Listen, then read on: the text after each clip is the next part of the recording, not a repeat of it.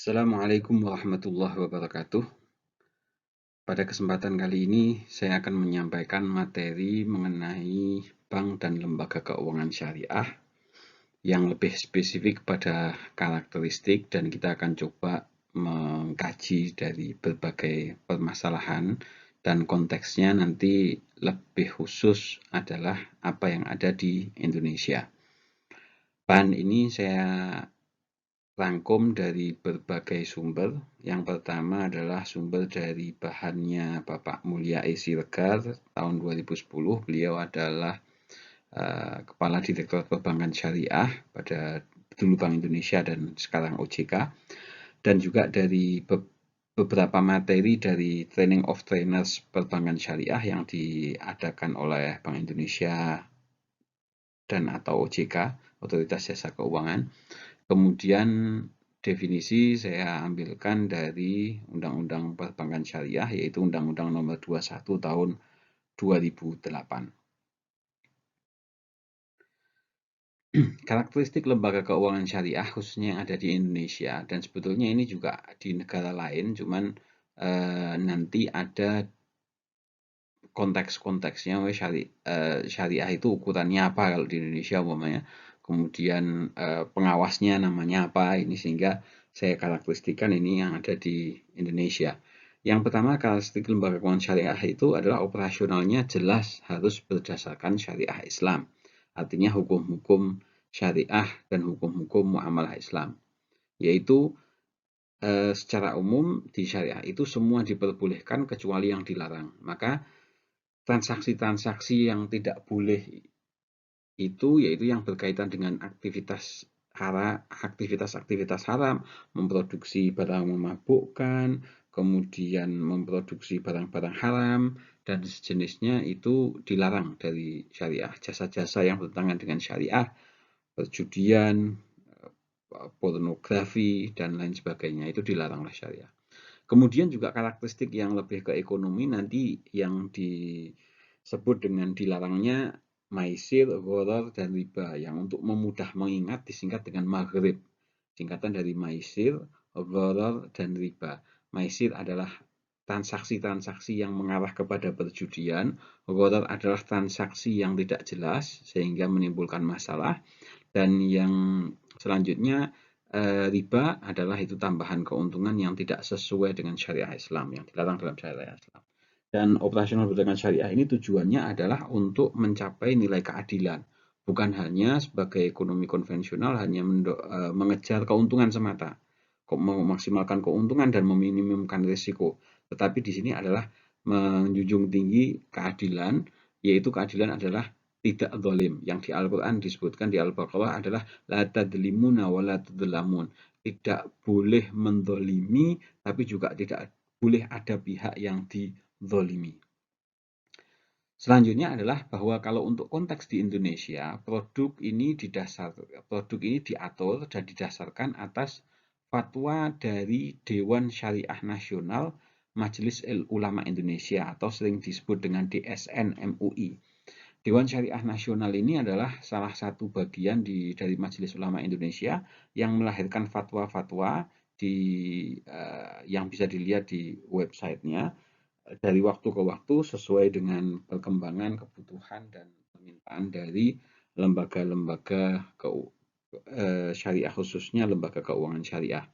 Kemudian karakteristik selanjutnya untuk memastikan berjalannya fatwa dan berjalannya compliance atau kepatuhan terhadap syariah Islam pada lembaga keuangan syariah, maka ada Dewan Pengawas Syariah di situ, sering disebut dengan DPS, ya, Dewan Pengawas Syariah, yang tugasnya adalah memastikan bahwa lembaga keuangan syariah itu adalah benar-benar melaksanakan dan tidak bertentangan dengan syariah Islam. Kemudian hubungan dengan nasabah, atau yaitu kalau ini kaitannya sama pemilik dana yang menyimpan pada lembaga keuangan syariah, ini adalah investasi, lebih banyak pada investasi, bukan debitur-kreditur. Debitur-kreditur ini pihak yang punya dana kemudian memberikan utang kepada pihak yang dititipi dan harus membayar dalam bentuk keuntungan dalam bentuk bunga. Dan transaksinya adalah transaksi real. Transaksi real nanti disalurkan umpamanya kalau di bank syariah dalam bentuk pembiayaan. Yang pembiayaan ini harus sesuai dengan syariah, tidak boleh ada riba, maisir maupun gharar. Dan yang paling banyak di lembaga konvensional adalah masalah riba ini. Nah, kita akan coba bahas ini dari sisi flowchart-nya ya, bahwa harta itu di Islam ketika sudah mempunyai nisab atau batas tertentu maka dikenakan zakat mal. Dan harta yang cukup banyak melebihi kebutuhan itu didorong untuk diinvestasikan. Tetapi yang perlu dicatat adalah investasi itu harus adil dan tidak ada riba.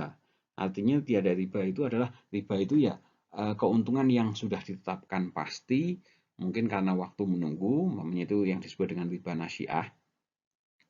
Sehingga dari aliran investasi yang tidak ada riba ini investasinya nanti jadi optimal.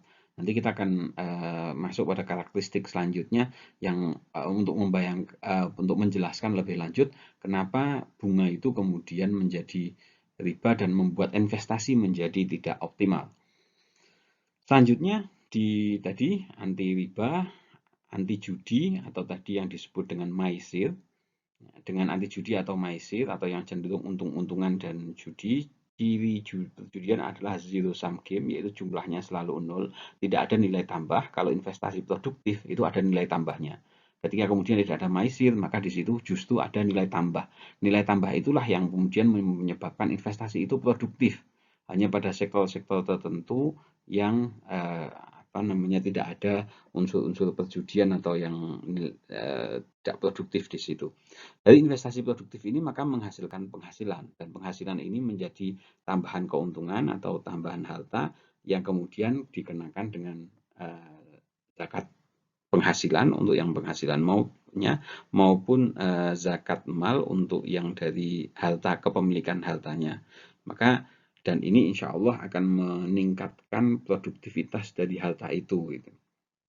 Karena zakat yang dibayarkan, yang dikeluarkan itu sama sekali tidak akan mengurangi harta. Mungkin sekilasnya memang mengurangi harta, tetapi hakikatnya nanti akan menambah harta itu. Kenapa? Karena dalam ekonomi adalah ketika harta itu berputar, ketika harta itu produktif, bersirkulasi, maka dia akan sehat dan justru meningkatkan produktivitas itu. Tapi kalau berhenti itu menimbulkan masalah dan justru secara makro menimbulkan masalah dan penyakit bagi perekonomian.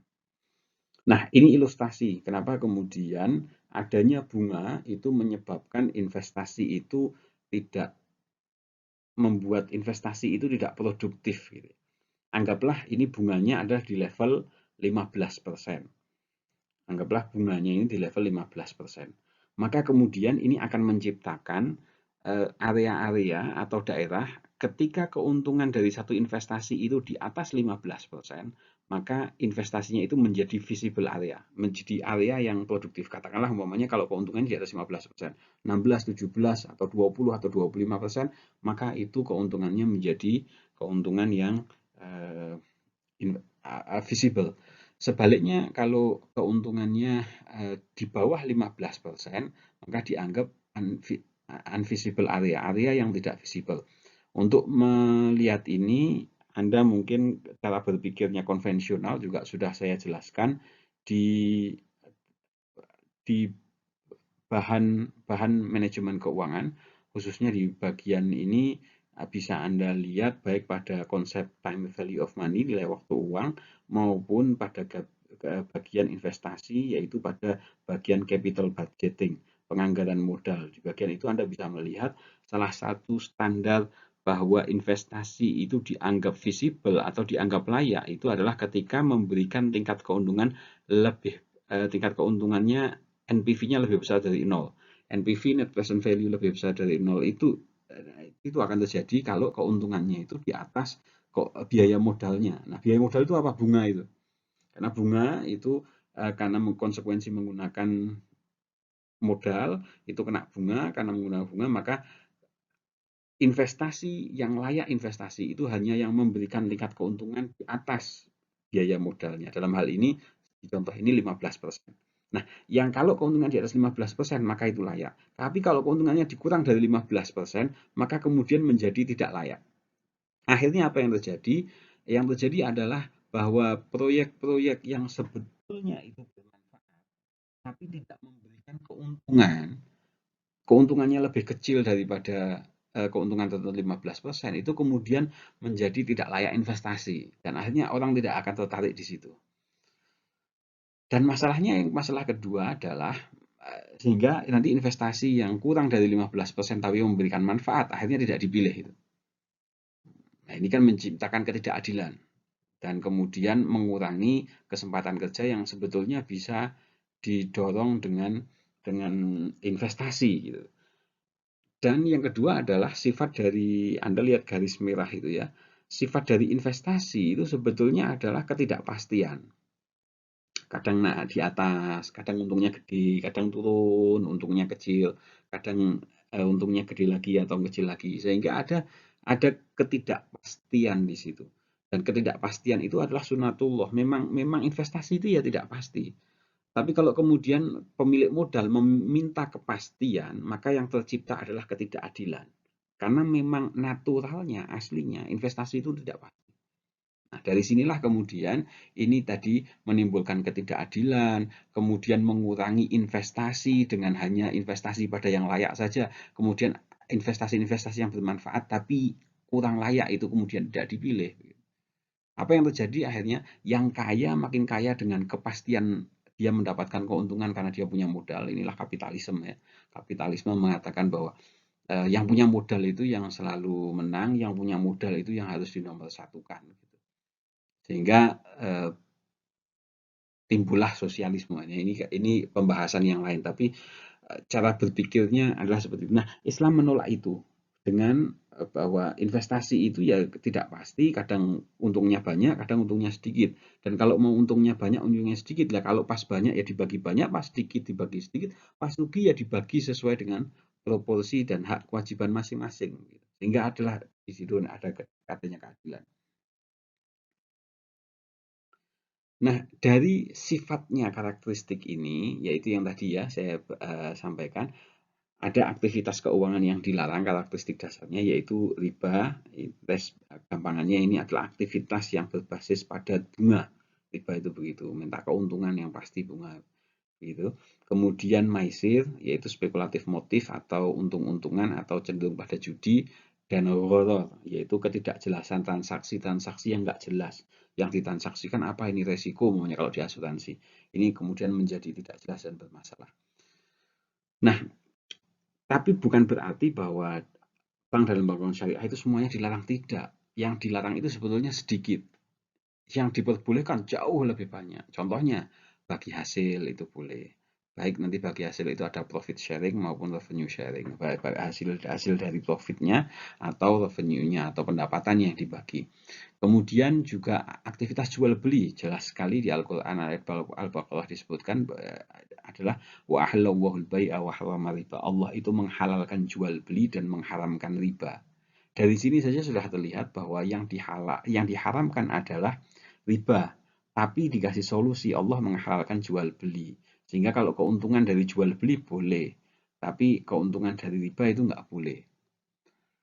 Dan nanti hikmahnya banyak, implikasi antara implikasi makronya. Kemudian aktivitas keuangan yang diperbolehkan juga titipan, nanti yang disebut dengan wadiah maupun jasa, berbagai macam transaksi nanti di situ dengan memberikan jasa yang namanya ujroh gitu ya. Dan salah satu yang menarik adalah lembaga keuangan syariah itu tidak melulu masalah keuangan saja, tetapi juga ada misi sosial yang dibawa melalui fungsinya yang ada pada pengelolaan ziswaf, zakat, infak, sodakoh, dan wakaf, khususnya wakaf tunai. Nah, bank dan lembaga syariah hanya boleh melakukan transaksi yang halalan toyiban, yang halal dan toyib, yang baik. Dengan itu, maka tidak boleh lembaga keuangan syariah itu bank atau apa berinvestasi atau memberikan pembiayaan pada minum-minuman keras yang memabukkan, narkoba ya, sehingga di situ ditulis no liquor. Kemudian no pornografi, nggak boleh ada pornografi, dan juga tidak merusak lingkungan ya, no pollution. Dari sini karakteristik inilah yang ringkasan dari karakteristik bank dan lembaga keuangan syariah inilah yang kemudian melahirkan akibatnya apa? Secara mikro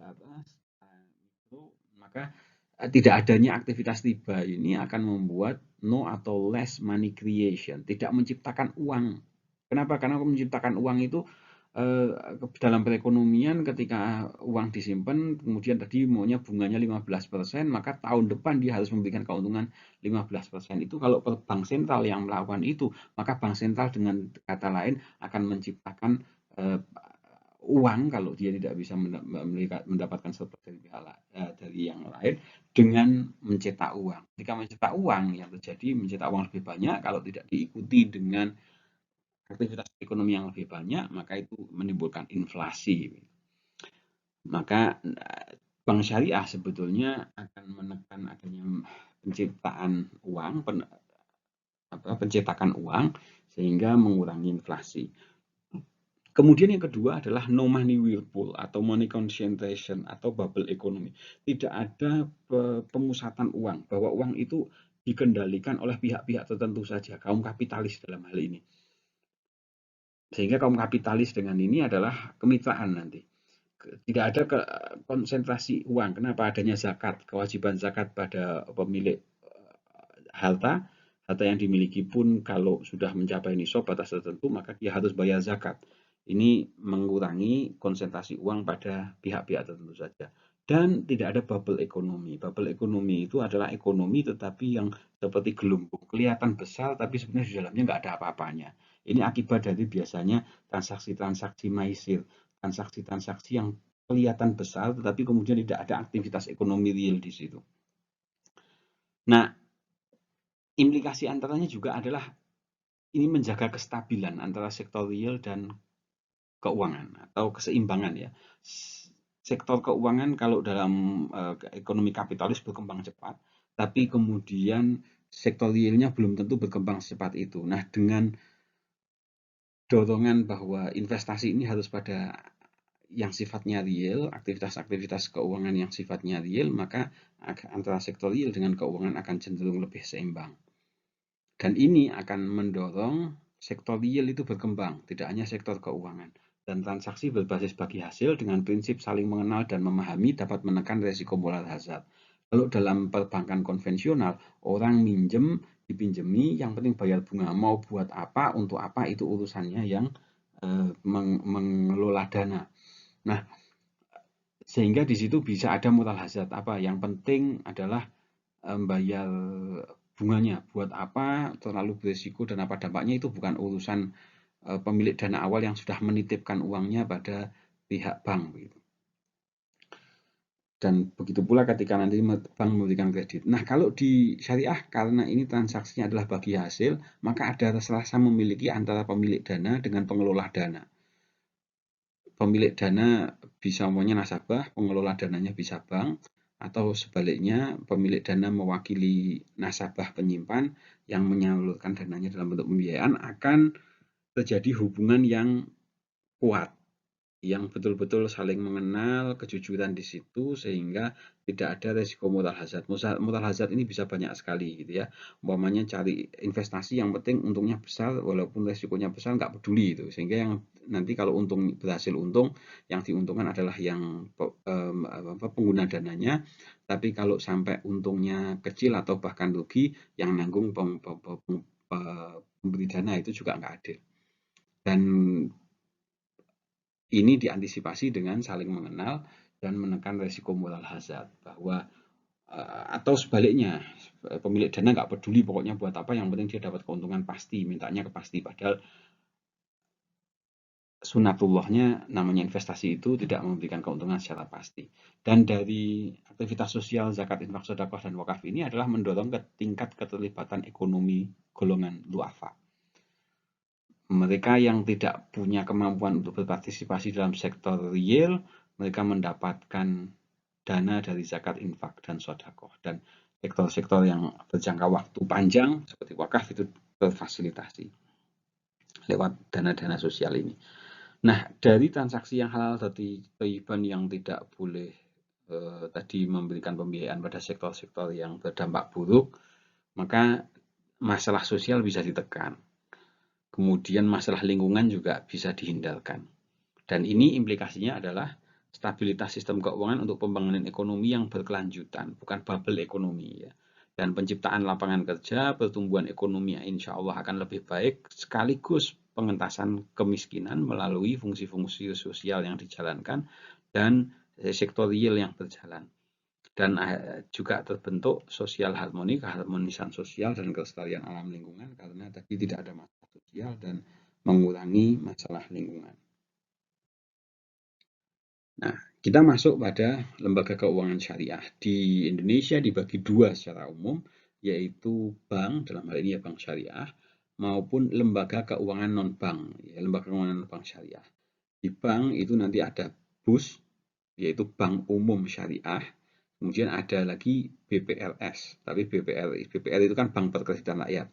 Tapi kalau BPRS di sini adalah karena ini syariah tidak ada kredit, maka P-nya itu adalah pembiayaan. Maka bank pembiayaan, bukan perkreditan ya.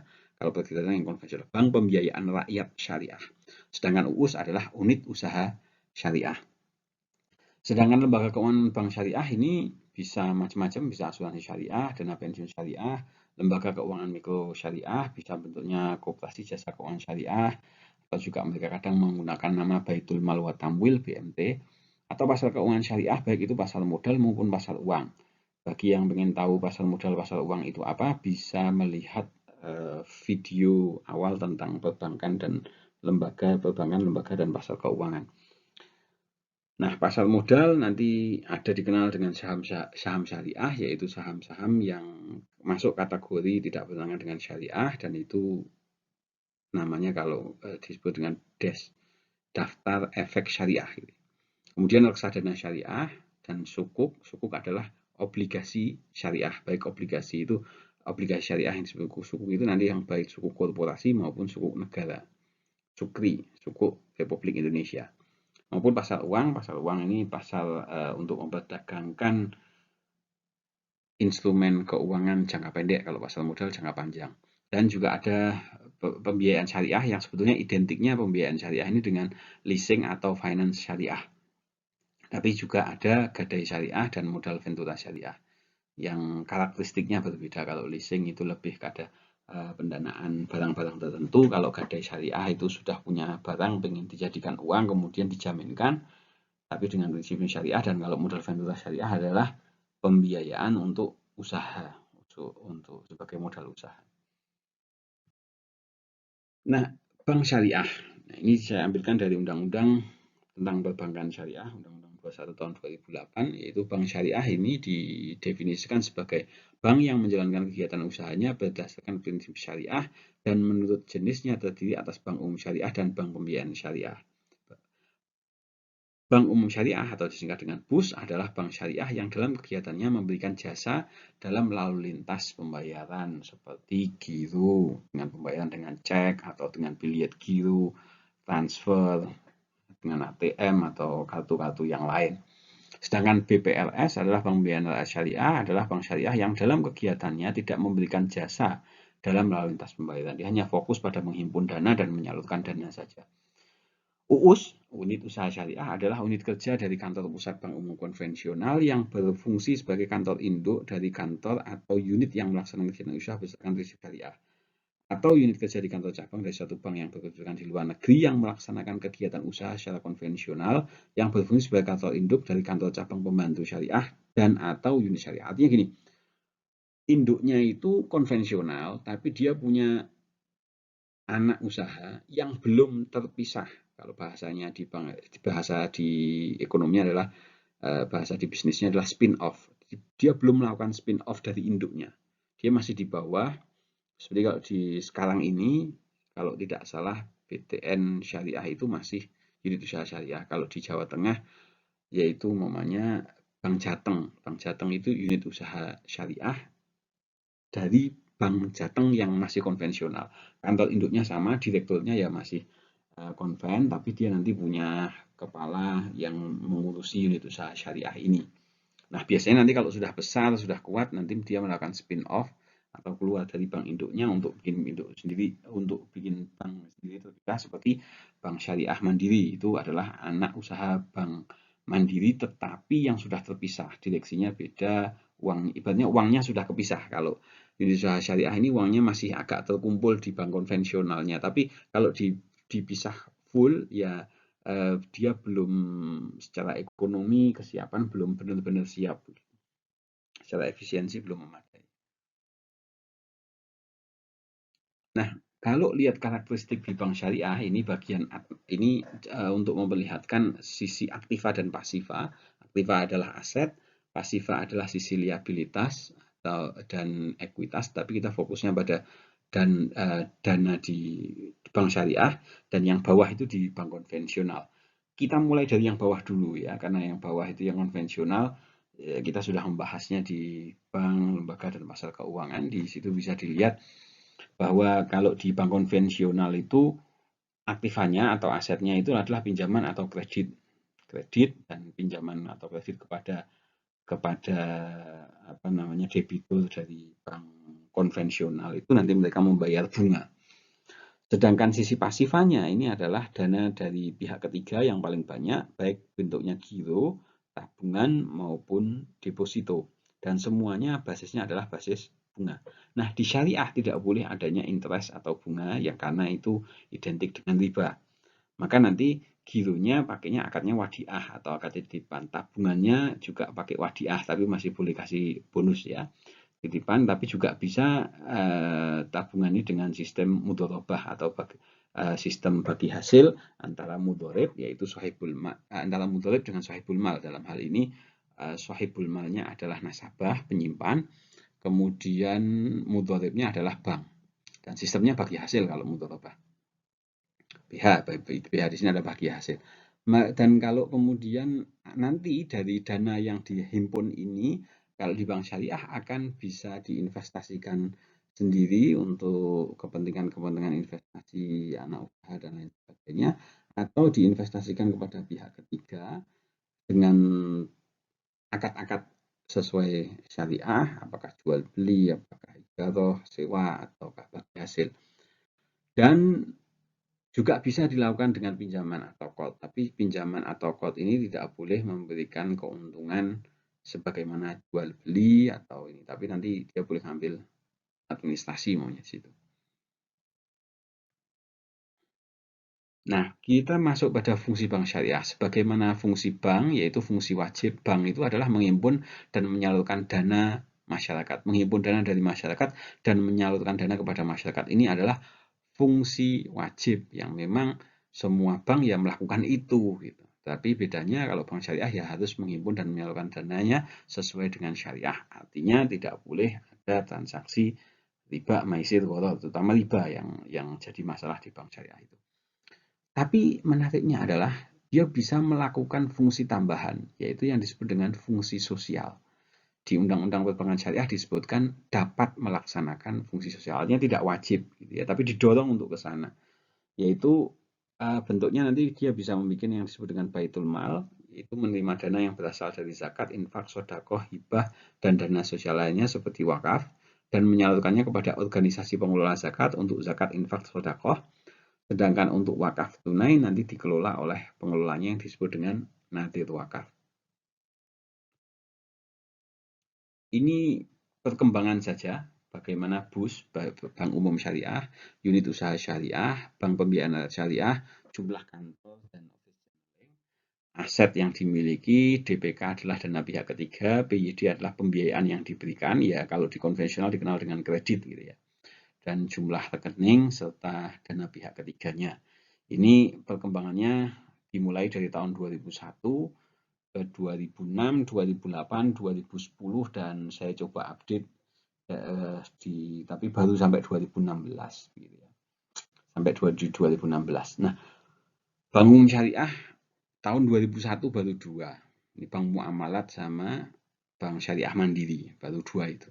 Unit usaha syariahnya 3, BPRS-nya 80, dan peningkatannya cukup lumayan. 2001, 2006, 2008, nambah jadi 3, nambah jadi 5, nambah jadi 10, nambah jadi 13, unit usaha syariahnya juga begitu.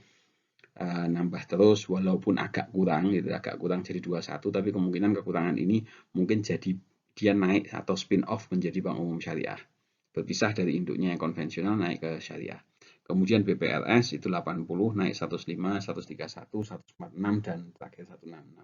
Office jumlah kantor dan office channeling ini ya kurang update ini ya. Asetnya 2,7 triliun di 2001 tapi naik terus di 26,7, 49,5 dan 28,1 dan akhirnya di 2016 sudah 356 triliun lebih. DPK itu dana pihak ketiganya juga mengalami peningkatan yang pesat 1,8, 20,6, 36,8, 60,5 dan terakhir 206,4. Ya, pembiayaan yang diberikan juga meningkat terus. Artinya perkembangannya cukup pesat. Perkembangan cukup pesat dan bahkan perkembangannya lebih cepat dari perbankan konvensional. Tetapi secara market masih kecil, baru sedikit di atas 5 kalau nggak salah, sekitar posisi sekarang sekitar 6%. Artinya dari posisi perbankan secara keseluruhan masih sangat kecil gitu ya. Nah, berbagai macam aturan sistem perbankan dan keuangan di Indonesia ini Anda bisa lihat namanya aturan tentang undang-undang tentang bank sentral. Dalam hal ini Bank Indonesia itu Undang-Undang Nomor 33 Tahun 99 sudah diamandemen sampai berapa kali itu ya, baik 2004, 2009 dan mungkin kalau ada lagi saya kurang tahu. Kemudian Undang-Undang Perbankan Nomor 7 Tahun 92 yang sudah diamandemen di Undang-Undang Nomor 10 Tahun 98. Saya nggak tahu kalau sudah ada perubahannya lagi, dan kita fokusnya pada Undang-Undang Perbankan Syariah di Undang-Undang Nomor 21 Tahun 2008. Kemudian suku ini Islamic Sovereign Bond, yaitu obligasi negara tapi yang Islami, sering disingkat dengan SUKRI. Itu juga sudah diatur di Undang-Undang Nomor 14 Tahun 2008, lebih awal daripada Undang-Undang Perbankan Syariah meskipun tahunnya sama. Kemudian Undang-Undang tentang LPS, Lembaga Penjamin Simpanan, Undang-Undang Nomor 24 Tahun 2004. Dan tipe bank tadi, ada bank konvensional, ada bank syariah. Bank konvensional dibagi dua menjadi bank umum dengan BPR, Bank Pemerintah Rakyat. Sedangkan yang syariah dibagi menjadi bank umum syariah, BUS, dan BPR syariah, Bank Pembiayaan Rakyat Syariah. Kemudian Deposit Insurance Institution, ini lembaga penjamin simpanan, ini yang di Indonesia sampai sekarang kalau nggak salah belum berubah, maksimal 2 miliar, meskipun di undang-undangnya sebetulnya hanya 100 juta, tetapi ketika krisis 2008 itu dinaikkan. Kemudian berbagai aturan lain termasuk aturan internasional dari yang diambil dari IFSB, Islamic Financial Services Board International. Ya, Islamic Financial Services Board itu ngatur tentang standar-standar CAR, Capital Adequacy Ratio, Good Corporate Governance, Manajemen Risiko, Disiplin Syariah, dan transparansi yang ada di Syariah dan Syariah Governance. Ini semacam Basel Call Principle-nya di Bank Perbankan Syariah itu diatur oleh IFSB. Kalau di konvensional diatur oleh Basel Call Principle. Kemudian AOIV ini adalah standar yang mengatur tentang lembaga yang mengatur tentang standar akuntansi syariah dan panduan tentang akuntansi perbankan syariah yang juga sudah di Indonesia menjadi PAPSI, Pedoman Akuntansi Perbankan Syariah Indonesia. Kalau yang konvensional namanya PAPI, Pedoman Akuntansi Perbankan Indonesia.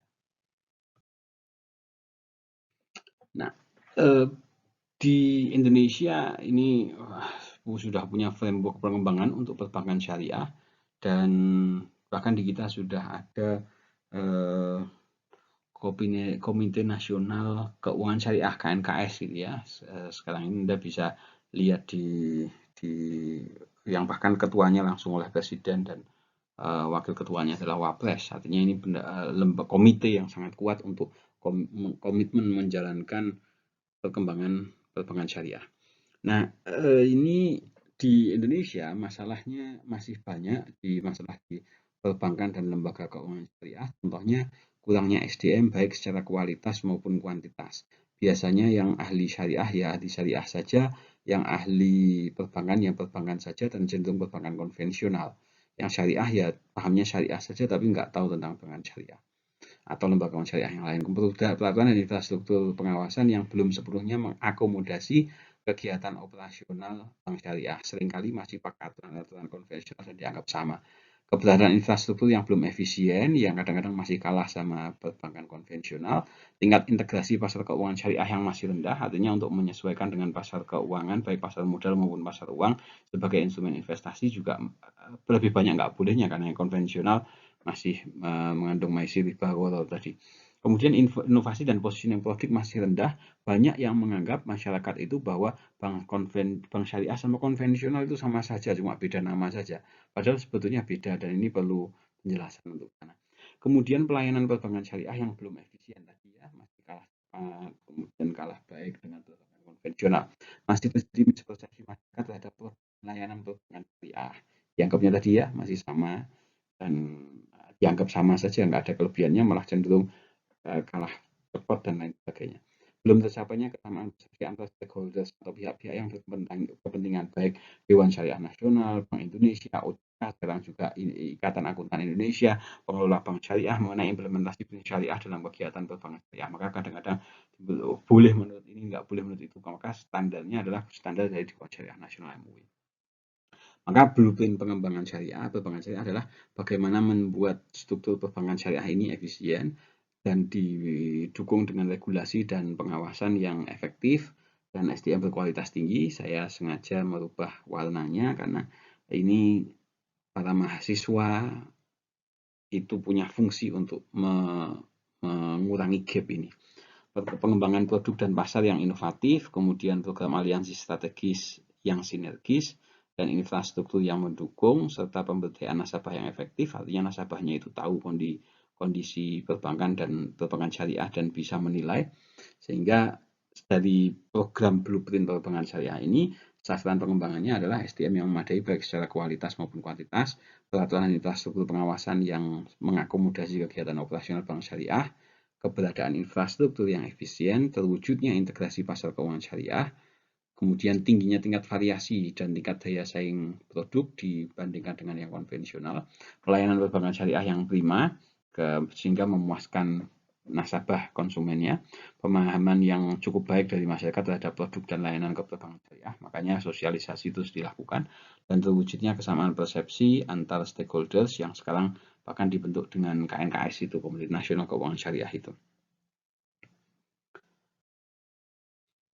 Nah, ini tanda-tanda panah ini menunjukkan rute operasional bank syariah, yaitu di bank syariah nasabahnya itu disebut dengan nasabah penyimpannya itu disebut dengan investor,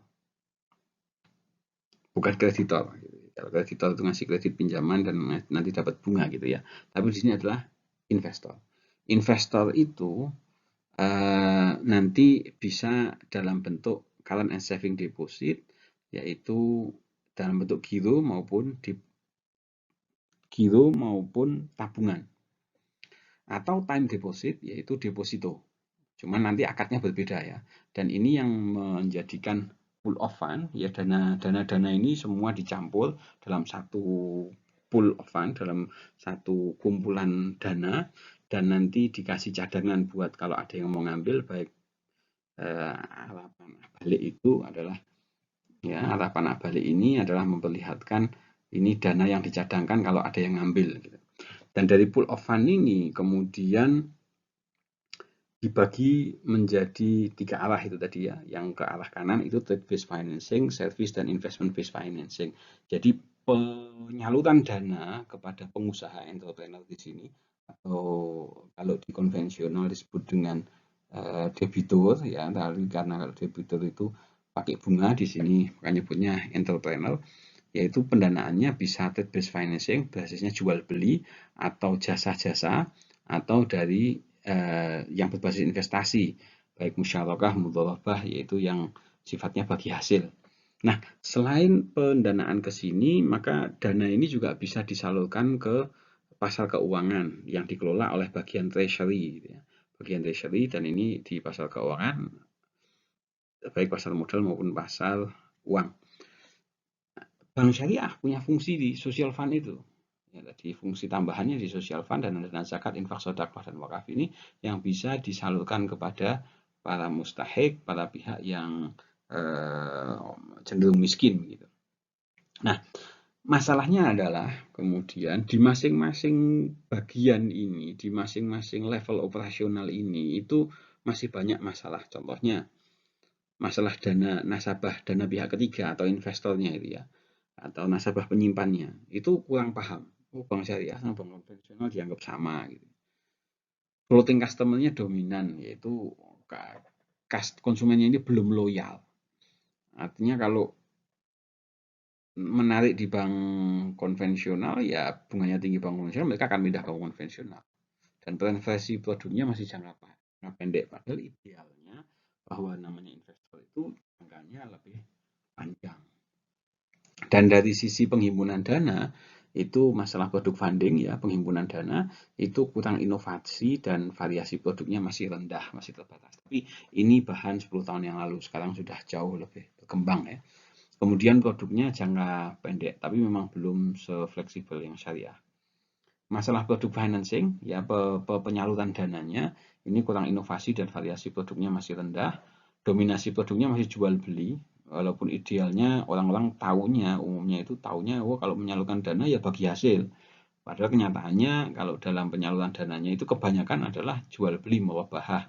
Murabahah itu yang paling banyak nanti akadnya.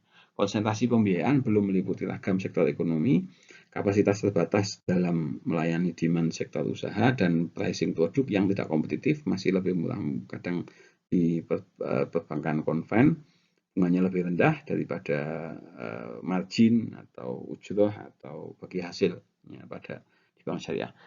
Dan kecenderungan mimikri konvensional. Mimikri ini niru-niru konvensional. Konvensional bikin produk ini ikut, gitu. Tapi belum inovasinya belum dari internal bank syariah. Dan masalah nasabah pembiayaan yang diberikan, masalah nasabah PYD ini kurang pemahaman. Mereka juga nggak paham, pahamnya dianggap masih sama dengan konvensional. Floating customer tadi, kalau nyari butuh duit ya nyari yang murah. Mana yang murah, konvensional lebih murah, yang ambil konvensional.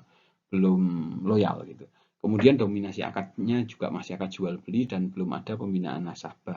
Idealnya itu kalau di syariah ya ada pendampingan supaya mereka lebih cepat perkembangannya. Nah, masalah operasionalnya itu pemahaman dan keahlian SDM bank syariah sebagai bank syariah itu masih kurang. Permodalannya juga kurang sehingga pangsa pasarnya kecil. Revenue sharing itu cenderung lebih ditonjolkan. Revenue sharing adalah berbagi dari pendapatan. Kalau profit and loss sharing ini adalah berbagi laba atau ruginya. Jadi bagi hasil itu bisa profit sharing, profit and loss sharing, PLS, atau bisa revenue sharing bagi pendapatannya saja. Kalau pendapatan belum dikurangi biaya-biaya, tapi kalau profit and loss sharing itu sudah dikurangi biaya-biaya dulu, baru nanti dibagi. Kalau revenue sharing itu pendapatannya berapa langsung dibagi. Gitu. Standar akuntansi yang belum orisinil dan jaringannya masih terbatas dibandingkan konvensional yang jauh lebih luas. Nah, ini ada juga berbagai macam masalah infrastruktur ya. Komite Perbankan Syariah ini fungsinya belum jalan, tapi sekarang moga-moga dengan KNKT ini lebih jalan. Pengadilan agama yang seharusnya kalau ada masalah sengketa itu diselesaikan di pengadilan agama. Ini pengetahuan SDM-nya termasuk hakimnya itu yang kurang. Taunya NTCR, nikah, talak, cerai, rujuk gitu ya. Tentang kawin, ya itu tadi NTCR, nikah, talak, cerai, rujuk, karena biasanya pengadilan agama yang diurus itu. Padahal kalau ada masalah seharusnya kalau ada sengketa antara nasabah dengan bank itu diselesaikan di pengadilan agama. Idealnya. Lembaga penjamin simpanan ini belum ada skema syariah. Kemudian Ikatan Akuntan Indonesia, ini standar akuntan syariah belum nyuruh ini dulu ya 2010. Sekarang sudah cenderung jauh lebih berkembang. Dewan Syariah Nasional perspektif fatwa yang didominasi aspek hukum dan SDM-nya terbatas sehingga rangkap jabatan dengan DPS, konsultan, jadi itu masih tumpang tindih. Artinya independensinya belum begitu maksimal. Kemudian belum tercapainya harmonisasi yang optimal pada tingkat undang-undangan terkait, misalnya undang-undang perbankan syariah dengan undang-undang perpajakan dan Basarnas. Basarnas adalah Badan Arbitrase Syariah Nasional. Ini kalau ada masalah antara pihak-pihak yang di lembaga keuangan syariah, ini bisa, sebelum masuk ke pengadilan bisa diselesaikan lewat ini Badan Arbitrase Syariah Nasional ini. Kemudian Asbisindo, Asosiasi Bank Syariah Indonesia, ini belum menjadi asosiasi yang punya bargaining power. Nah, masalah non operasionalnya persepsi masyarakat tadi yang masih rendah dan belum loyal, dan masih butuh sinkronisasi kebijakan dan dukungan pemerintah antara pihak satu dengan yang lain, kesatuan visi pihak-pihak terkait, informasi pasar real itu yang belum tersedia, informasinya belum secepat diinformasi di konven, tapi sekarang sudah jauh lebih baik. Benchmarking konvensional dan minat investor baru yang masih kurang. Demikian, terima kasih. Moga-moga ini bisa bermanfaat. Silahkan subscribe bagi yang belum dan like, komen di channel saya ini. Dan semoga bisa bermanfaat.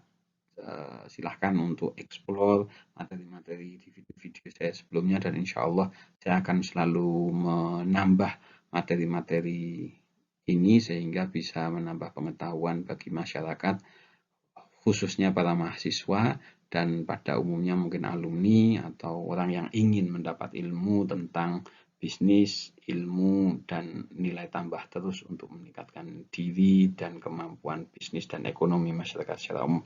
Terima kasih. Assalamualaikum warahmatullahi wabarakatuh.